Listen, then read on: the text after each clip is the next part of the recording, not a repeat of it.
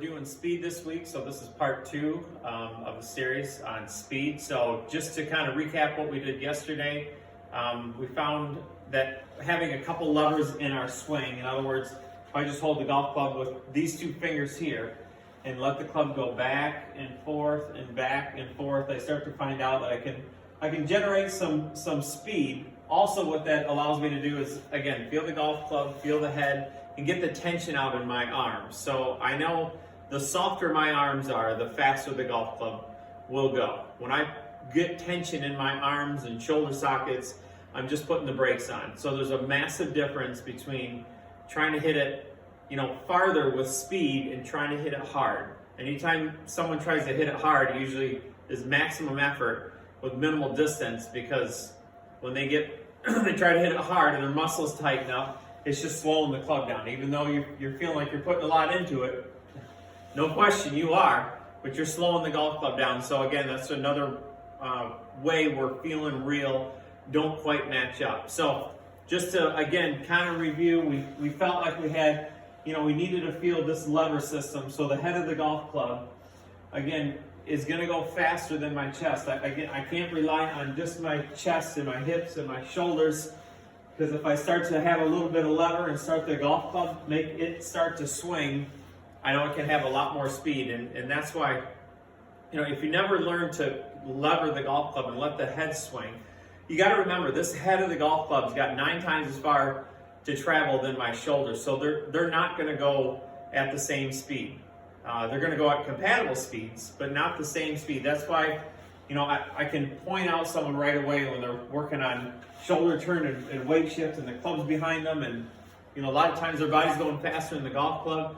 They're never going to hit it anywhere. Not as long as they keep doing that. Find a lever, soften your arms, start to gain some speed. That's basically what we worked on last time. So moving forward, what we'll start to do is now, it would be just like if I were to throw a ball. If I was making a golf motion, I'd throw it back and feel like I got some force into it.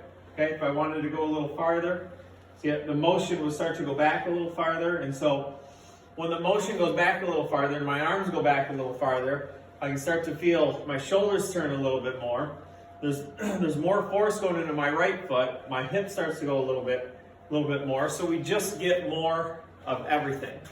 And that's how we get more speed. So, as my swing gets a little longer in the backswing, I know that gravity will generate speed. So as my arms go back a little farther and the force goes back, so as the golf swing just gets larger overall in general, we're going to have a little bit more speed. In other words, if I hold the golf club up like this and drop it, gravity's always working. So if I just start to get a little more of everything. Now, you have to be careful, and I've seen this a million times, where it's not just one thing. That's why I say it's more of everything. It's not just turning or spinning your hips more. It's not, swinging hard from the top. You start to pick out one position or one piece, see, the whole thing's going to fall apart.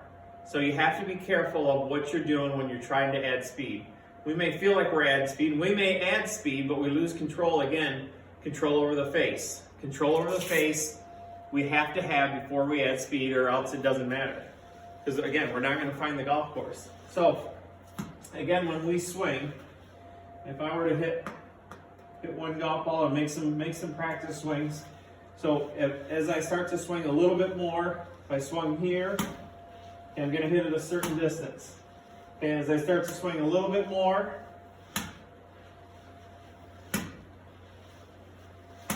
as the swing gets a little bigger, I get more of everything. So eventually with that, we're going to max out. So I'll just hit one here and just feel like I get more of everything. And get ready to go. So I feel like we get more of everything. Now there's a certain point where, without being real careful, our arms and shoulders will start tightening up. We're trying to hit it a little harder. Now there's one spot in the swing where we can certainly start to gain some speed. And that's where ground forces come in. So even when I do half motion or full motion, half speed, some things will not change, even when I'm trying to hit it as far as I can. If I'm trying to produce the most speed, there are things, almost most of the swing is not going to change, even speed-wise. Well, we know the backswing speed-wise isn't going to change because we have to change directions up top anyways. And then when we change directions, see, that gives the first part of my arm swing, okay?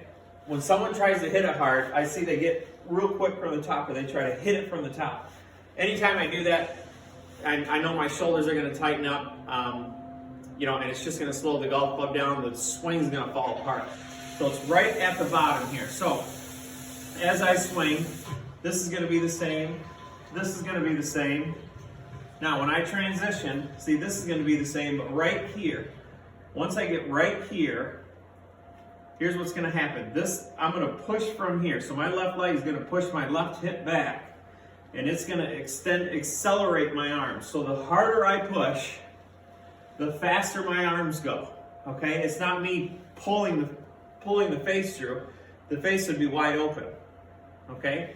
It's a process. See, my effort level doesn't go up in my arms. It doesn't go up in my shoulders. I put more force in the ground, so I get more force out of it. But it's not until about right here. So once I get here, as I push, see, when I push with my leg, it pushes my hip back. And as that pushes, see, I'm pushing away from the club. As I push away from the club, it accelerates my arm. So again, opposing forces. If I want the club to go that way faster, I have to push away. So as I push back, actually push back and away, and it makes my arms go faster. So we can see that again. Okay, again, from this view. Okay, this is the same. When I change direction, this is the same. So when I get about right here, as I push. So again, we talked about the left hip. As that pushes, it accelerates my arms. So the harder I push, the faster the club moves.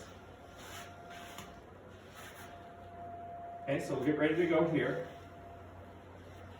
I'll just do some little ones here. So at first, I'm not going to push that hard. Okay. I'll do it again. So you're going to see the speed of the swing is the same. I'm going to push a little bit more down below, and it accelerates the club a little bit more. Okay, one more.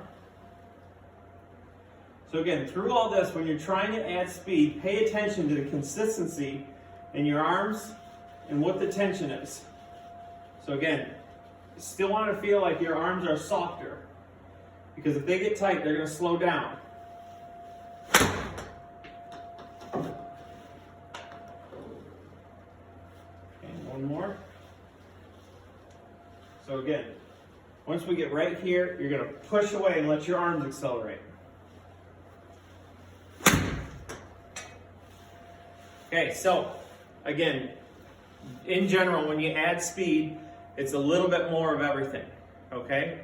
Now, as we get, again, advanced into it a little bit, as we get about halfway down and we start to push, when I push with my left leg, it pushes as the club goes through the strike. These are working both at the same time. So as my left leg pushes and the club works more, the more I push into the ground, the faster the face will go.